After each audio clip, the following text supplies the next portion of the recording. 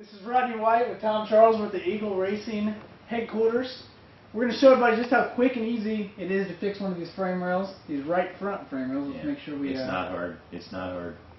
Tom's going to show us just exactly what we need, how long it takes, how many thousands of dollars it's going to take to fix this thing, and maybe he'll show me how I can fix it. He says it's easy enough. No, Rodney's the only one that can't do it. I trust him.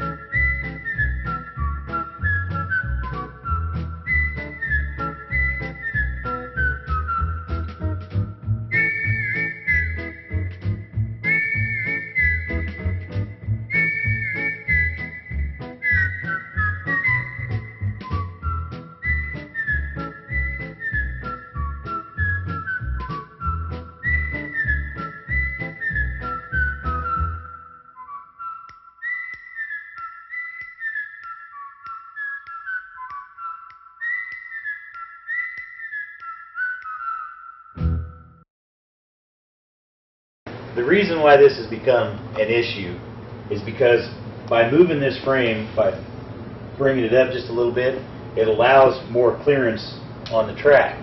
And what we're doing is we're running softer front ends, especially in the right front spring. And by doing that, the car rolls over, and it aids, you know, in the roll centers. It allows the car to get over farther, which puts the bar angle in the forelink in the left rear. That's what gets the drive up under the car.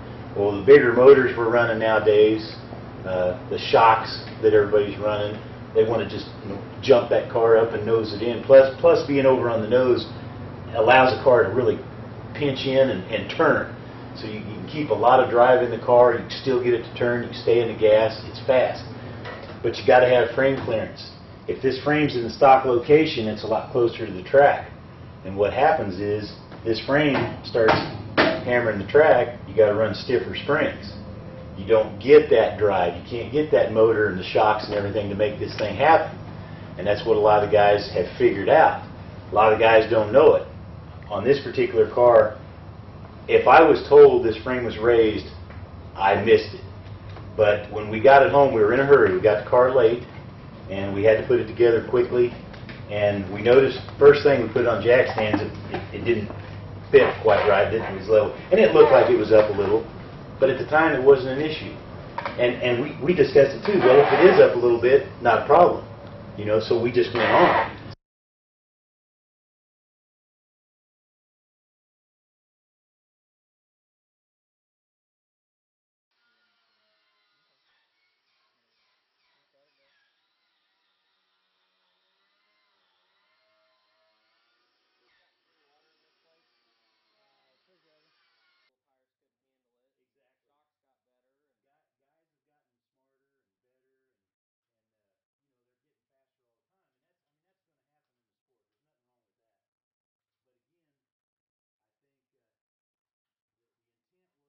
Some guys think we need to grandfather this in. Oh, well, we've been doing it for a couple of years. Let us run it another year. No, no, no, no. You've already, even me, we have already cheated the guys running legal for quite a while now. We need to fix this problem and get it right. Get everybody back on the same playing field. There's other areas where guys are still going to push the limits. They're going to cross the line. But at least this is a start on doing things right. To the Batmobile. Let's go. Atomic batteries to power. Turbines to speed. Roger. Ready to move out.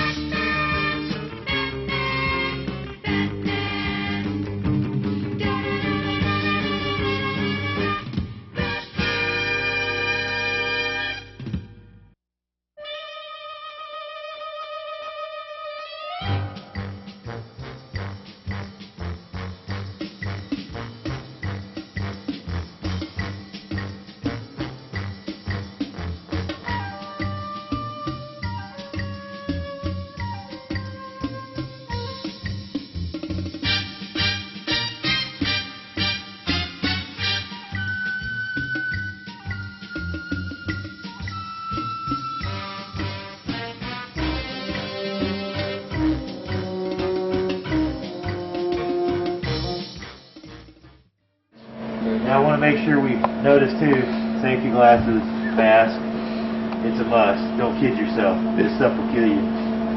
I work with this stuff for a living, I know.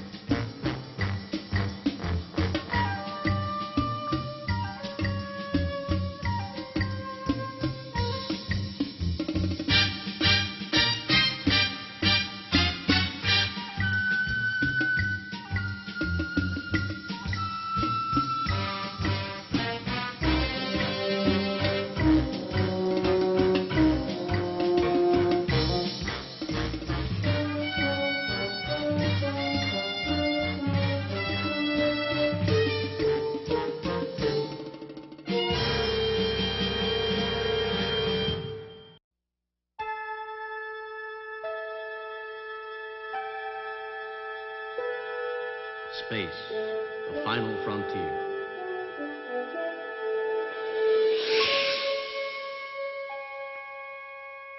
These are the voyages of the starship Enterprise. Its 5-year mission, to explore strange new worlds, to seek out new life and new civilizations, to boldly go where no man has gone before.